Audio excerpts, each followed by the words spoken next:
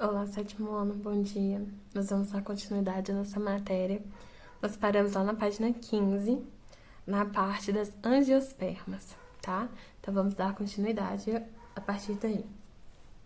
As angiospermas são as plantas mais comuns e abundantes do planeta, sendo encontradas em diversos tipos de ambiente. Ipês, macieiras e roseiras são exemplos de angiospermas.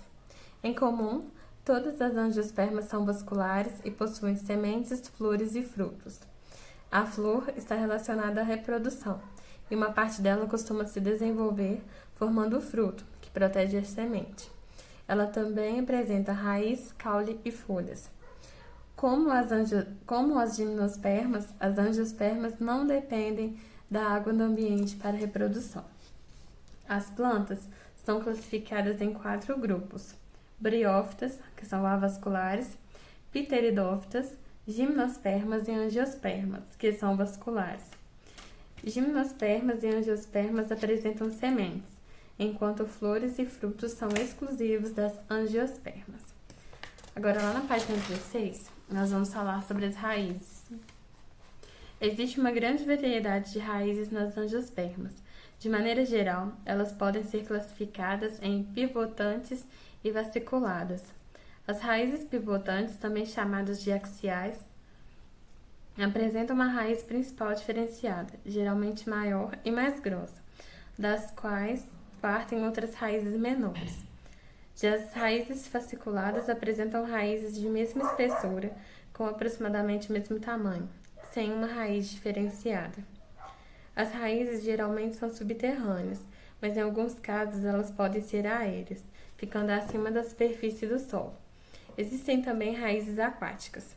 Algumas raízes são modificadas e apresentam funções específicas, como as raízes escora, que ajudam as plantas a se apoiarem em solos lamacentos. As raízes sugadoras, que absorvem nutrientes de outras plantas, e as raízes respiratórias, que ajudam as plantas na obtenção de gás oxigênio. Caules. As angiospermas também apresentam diversos tipos de caule. A maioria dos caules é aérea, crescendo acima do solo. Os caules subterrâneos, ou seja, que crescem sob o solo, podem ser classificados em rizoma, caule que cresce na direção horizontal sobre a superfície do solo. O caule da bananeira e o do gengibre são exemplos. Tubérculo, caule que acumula material nutritivo de reserva para a planta. A batata inglesa é um exemplo. E o bulbo, caule reduzido em folhas modificadas que o protegem.